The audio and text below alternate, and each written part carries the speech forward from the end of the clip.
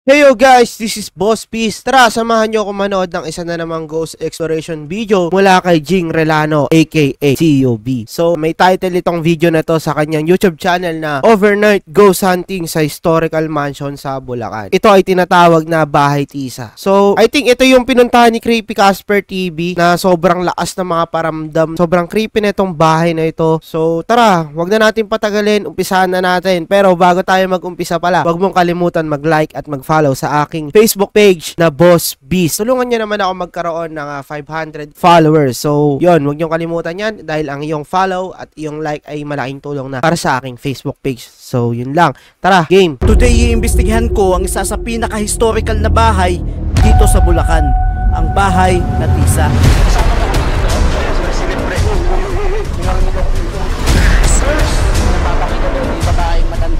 Sa bintana. You shouldn't be here. Sinner, makasalanan. Ang mansyon na ito ay tinayo noong 1840 at ang bahay na ito ay una munang naging pagmamay-ari ni Kapitan Valentino Constantino at naipamana naman ito kay Don Nazario at kalaunan naman ay napunta ito kay Don Antonio Constantino. Ang makasaysayang bahay na ito ay tinawag na Bahay Tisa ng mga lokal na taga Bulacan sa kadahilanan na ang bubong daw nito at ibang parte ng bahay ay gawa sa tisa. Ang bahay Yun, mukhang ito nga yung bahay na pinuntahan ni Creepy Casper TV. So, kung gusto nyo mapanood yung vlog ni Creepy Casper, ilalagay ko yung kanyang link sa aking Facebook page. Grabe yun, panoorin yun, promise. Sobrang lakas ng mga pagpaparamdam doon. Talagang caught in the camera yung mga nangyayari. Eto, bago natin panoorin, hindi ko pa alam kung ano nangyari sa kanila dito. Pero, napanood ko na yung vlog ni Creepy Casper. And, yun, tara, tuloy natin. bahay daw na ito ay naging pansamantalang tirahan ng pambansang bayani natin na si Dr. Jose Rizal nung panahon na siya ay bumisita sa Malolos, Bulacan. At nung panahon naman ng pananakop ng mga Hapon, ang bahay daw na ito ay naging tirahan at kulungan ng mga sundalong Hapon. At dahil mahigit 183 years nang nakatayo ang bahay na ito, maraming tao ang naniniwala na maraming kababalaghan ang nangyayari dito. Pagdating namin sa lokasyon, sinimulan na kaagad naming libutin ang mansyon. Okay, ngayon nandito na tayo ngayon sa unang palapag. Sa unang palapag pa lang ay mapapansin mo na kaagad yung kalumaan ng bahay at makikita mo rin dito yung mga lumang dami ng mga agi, tumira dito. Pag nandito ka sa loob ng bahay na to, mapipil mo talaga yung vibes na parang nasa sinaunang panahon. Nagpatuloy lang ako sa paglibot at tumakit naman ako sa Pansin ko lang sa mga lumang bahay, yung kumbaga structure ng mga pader nila is parang gawa sa adobe. Ito daw yung isa sa pinaka matitibay na pader na binuo noong mga panahon ng Kastila. So parang may ano yata to, parang nilagyan yata to ng egg yolk. Sabi lang ng mga matatanda, meron daw itong properties ng mga itlog. Kitang-kita naman ngayon hanggang ngayon sa sobrang daming dilubyong nagdaan dito sa Pilipinas, Bagyo, Lindol, pero still nakatayo tong mga establishment na to, mga historical places dito. So tara, second floor. At sa bungad pa lang ay mapapansin mo na kaagad kung gaano kalaki ang bahay na ito. Kung lalawakan mo yung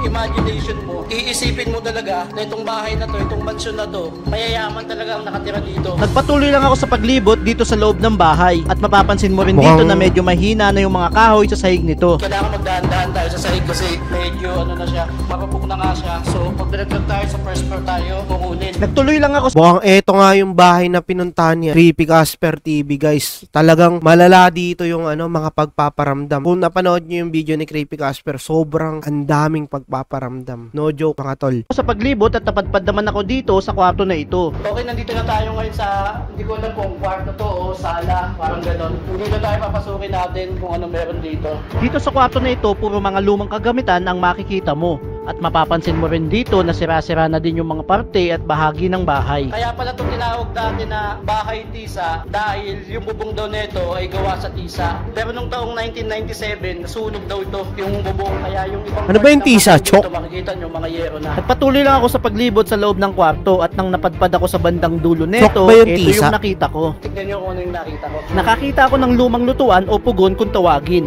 At ayon sa mga kwento ng mga naging may-ari ng bahay na ito, sabi nila nung panahon panahon na bumisita dito si Dr. Jose Rizal, dito daw siya nagluluto. Nagpatuloy ulit ako sa Sobrang paglibot angas, no? sa loob ng bahay na ito. At isa lang talaga yung napapansin ko. At ito yung kahit saan ka pumunta sa loob ng bahay ay may makikita kang imahe ng mga santo at poon. At talagang sobrang daming mga antigong kagamitan katulad nito. Sobrang tagal na nito. Hindi ko alam kung ano to, kung cooler ba to o freezer. Parang ganun. So dito may gate. Hindi ko alam kung anong meron dito. Pero siguro dito yung sinasabing balon. Pinuntahan ko yung sinasabing balon dito sa loob ng bahay. At nung nakita ko ito, sobrang nakakamangha talaga. Ito yung balon na sinasabi nila. Ang balon daw na ito ay hindi nawawala ng tubig. At ayon naman sa kasama ko, Diyan daw kumukuha dati yung mga bayan ng Malolo sa balon na yan. Malalim daw talaga yan. Medyo natuyot lang dahil sa kapagalan. Kaya nangangonti yung tubig. Pero lahat ng Malolos, yung walang tulo, diyan kumukuha ng tubig. nagpatuloy ulit ako na lumibot sa loob ng bahay at pinuntahan ko yung bawat kwarto dito na talaga namang nakakabilib. Dahil hanggang sa ngayon ay makikita mo pa rin yung mga lumang Old school kagamitan yung mga na gamit, dito. no? At nang pumasok ako sa huling kwarto ng bahay, medyo nag-iba. Pero yung ano dyan pakiramdam may ko. kwarto dyan na may poon. Medyo hindi maganda sa pakiramdam yung kwarto na ito at mapapansin mo din sa loob nito na sobrang luma na talaga ng mga gamit dito. Pumasok ako sa pinakaloob nito at talagang kinikilabutan ako dito sa kwarto na ito. Ito yung pakiramdam dito. Alam mo yung pakiramdam na parang pressure yung katawan mo ang bigat. Yung kilabot ko maangat sa ulo. At hindi lang pala ako yung nakakaramdam nun. Ang bigat sa pakiramdam dito. Alam mo yung pagpasok mo. Parang may mga nakaupo na ano eh, no? Mga Mga kumakain, mga kaluluwa. Ang bigat, tsaka masakit sa ulo. Sumasakit ang ulo ko. Nagdesisyon na ako na lumabas sa kwarto na to dahil hindi ako komportable sa pakiramdam ko dito. At ganun din yung mga kasama ko. Kaya tuluyan na kaming bumaba at naglatag na rin kami ng tent para makapagpahinga. Pucha, gagambalain kayo dyan, guys. Nandito pa rin kami sa baba. Maniwala kayo. Dito kanina pang alas 6. At grabe, kung ano yung naririnig namin sa taas. Parang may naglalakad. At yung feeling namin dito, parang may nakatingin talaga sa amin. Medyo creepy talaga itong lugar na ito dahil ayon na din sa Anong medyo creepy putik din? Creepy yan, promise. Good luck sa inyo talaga.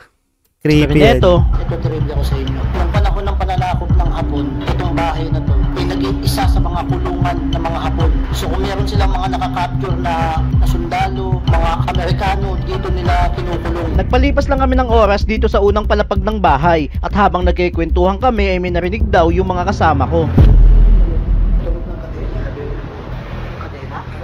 May narinig daw silang tunog na parang kadena, kaya nagdesisyon akong puntahan kung saan nila ito narinig. Grabe. Okay guys, mag-explore kami dito sa baba dahil kanina mayroon daw silang narinig na kaluskus ng kadena. Kadena? Ito sa part na to yung narinig niya. Kaya Kadena. Usually sa mga, ano yan eh, yung mga nahuhuli na mga sundalong Hapon or Amerikano, siguro nilalagyan ng tanikala yung ano, bilang parusa para hindi sila makatakas. Kung sino yung mga makapture nilang mga, tawag dito, mga sundalo, kung sino yung makakapture nilang kalaban nila, imbis na ikulong sila, tinatalian na lang sila ng kadena sa paa para hindi sila makatakas. So, I think, ayun yung mga nagpaparamdam ngayon eh. Kumbaga parang apparition na lang siguro dyan sa bahay na yan. Kasi alam naman natin, yung Bulacan is sobrang historical ng place na yan. Nandyan yung mga bayani natin, dyan talaga nakipaglaban yung mga bayani natin. ngayon na-explore namin, titignan namin kung may kadena ba dito. Pinasok ko na yung lugar kung saan yung sinasabi nila na meron silang narinig. At pagdating ko dito, wala namang kaming nakita na kadena. Kaya nagpatuloy lang ako ulit sa paglibot hanggang sa makita ko itong mga lumang litrato ng mga dating nakatira dito. At habang tinitignan ko ito, nagulat na lang ako sa nangyari sa kasama ko.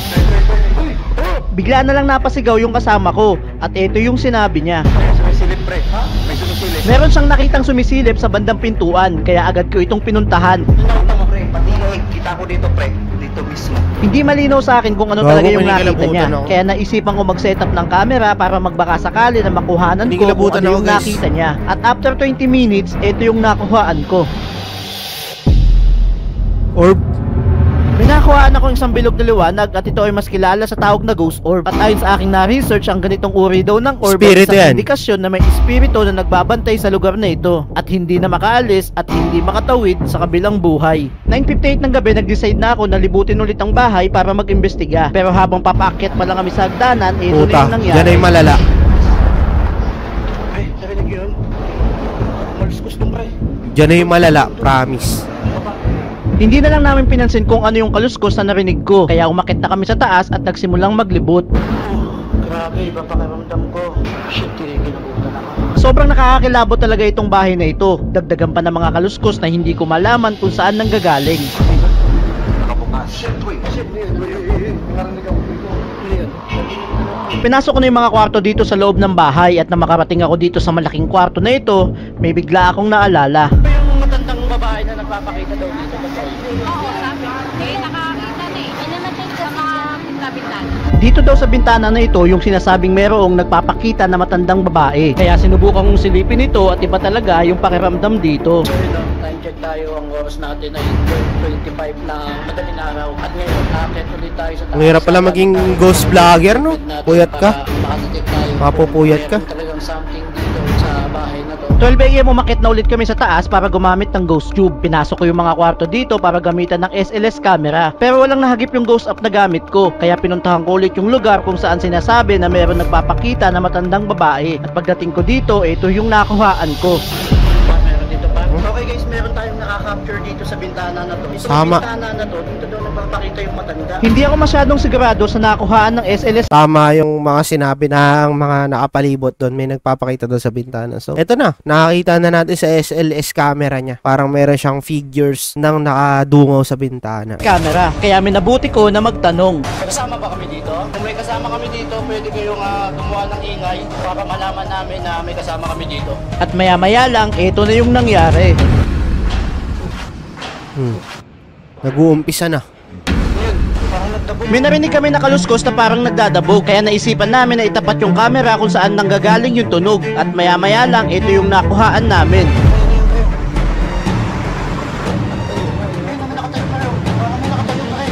Uy, gago! May nakuhaan yung camera na. Putang ina mo. Ayan o. At maya-maya lang, ito yung nakuhaan namin. Parang may nakatayong kulay puti. Ayan o. Muntik na tayo mapeke. Tignan nyo to Puti. Dahil sa sobrang takot natin, napapaisip tayo ng mga bagay na kala mo white lady. Yung binilugan nila ng circle na pula na parang may nakatayo. Namin na itapat yung camera kung saan nanggagaling yung tunog. Eto, puti yan Puti. Puti yung pader. So, isipin mo parang nakatayo yan na white lady. Isipin niyo yan At maya-maya, tignan nyo mabuti sa cellphone camera kung paano siya naging kahugis or kawangis ng isang nakatayong nakaputi. Muntik na ako madali doon. Kasi sa unang tingin, akala nyo parang white lady talaga. Tignan nyo yung cellphone. Ito yung nakuhaan namin. Diba? Ayan o, diba? Ayan o. Diba? Ayan. Alam natin may nagpaparamdam dyan sa lugar na yan, pero ito siguro yung tinutukoy nilang naka-white. Tara, tuloy. Muntik na tayo madali doon. May nakuhaan yung camera namin na parang nakatayo, pero hindi ako sigurado kung ano ito. Kaya kayo na lang ang humusga kung ano itong nahagip ng camera namin. Bumaba na kami sa unang palapag para magpatuloy na mag-imbestiga. At nang nandito na kami, ito na yung nangyari. Ayan, malinaw yun.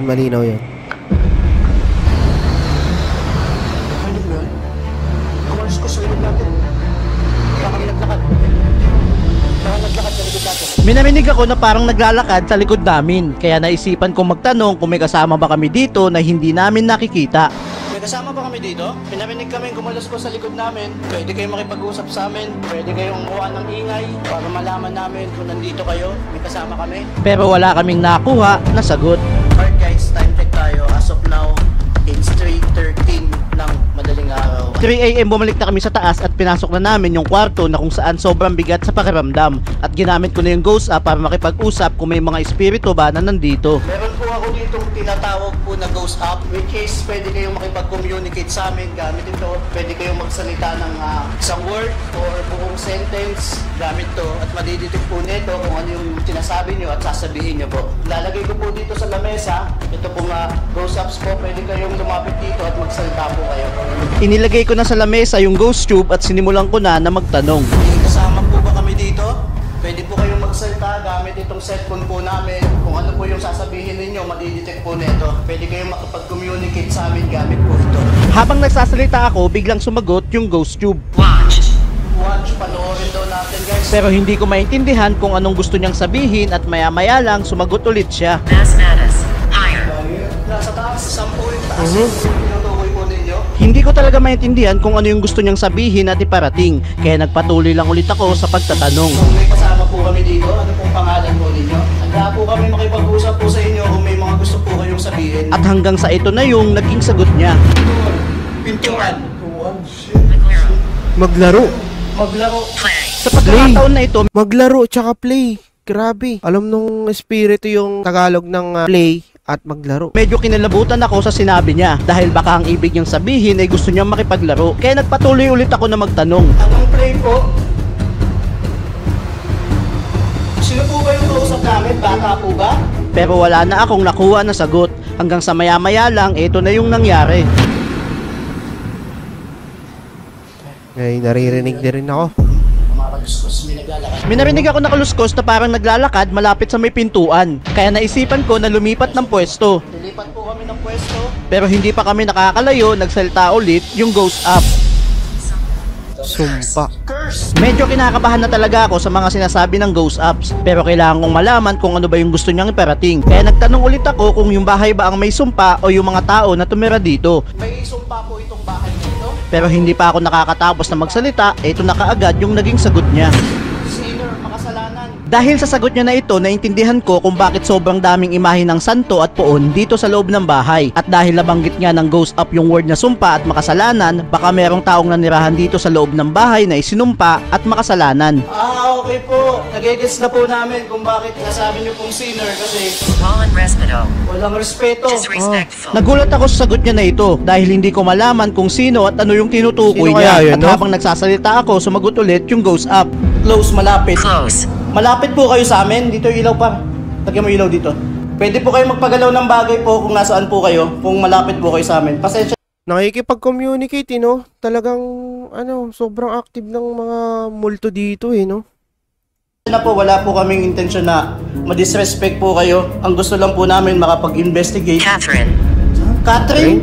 Catherine ang pangalan nung nandito? Nagtanong lang ako ng nagtanong at talagang medyo nakakakilabot na yung mga sagot niya. Hindi nagpakamatay. Hanged. Kabitin? Hang? Sino po? Kanina, taas diba? Tapos ngayon nakabitin. Hindi ko na talaga malaman o maintindihan. Nagkukunik-kunik yung mga kwento nung nasa labas. May nagpakamatay. Tangina, kinikilabutan ako.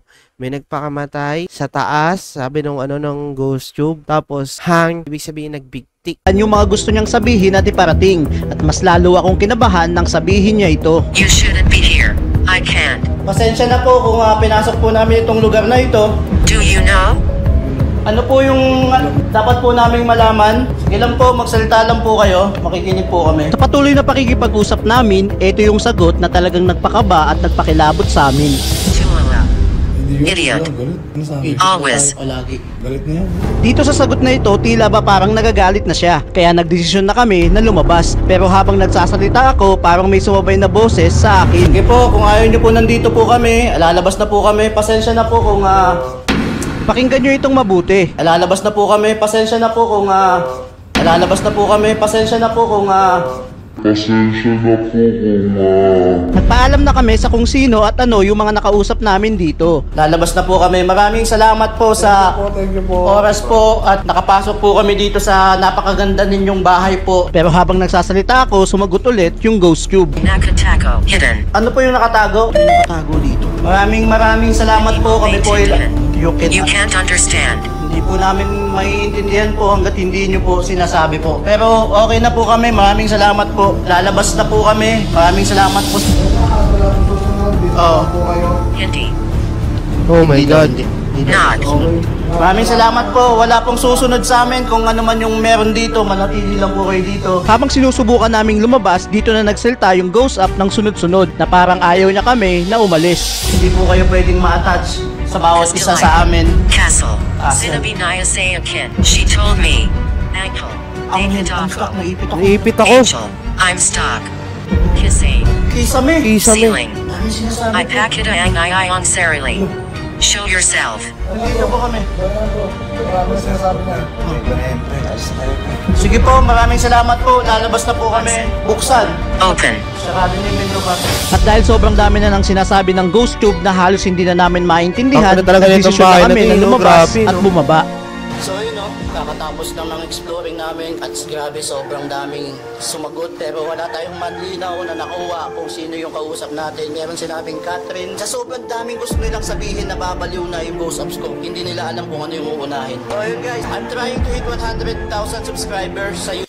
Yo, subscribe nyo to pre. Sobrang angas na itong YouTuber na to ni Jing Relano. Supportahan natin yung mga ganitong YouTuber. So, sana magpatuloy pa yung content mo sir na mga nakakatakot na video para at least mabusog tayo sa mga ganyang content. YouTube before the year end. Kung ano yung mga gusto nyong puntahan natin, i-comment nyo lang sa baba. Paabutin nyo ng 2,000 likes itong video na ito para puntahan namin kung ano yung mga gusto nyong puntahan namin. So yun, maraming salamat. That's all. See you next week.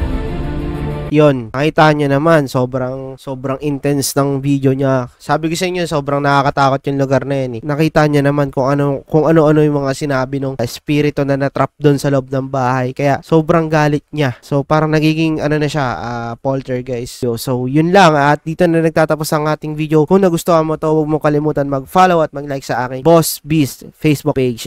Tulungan nyo ako maka-reach ng 500 followers. And then tara, tuloy-tuloy lang tayo sa pag-vlog ng mga ganitong content at comment lang kayo dyan kung may mga alam pa kayo mga nakakatakot na YouTuber. Yun lang, ingat po kayo at maraming salamat sa panonood. Boss Beast, peace out.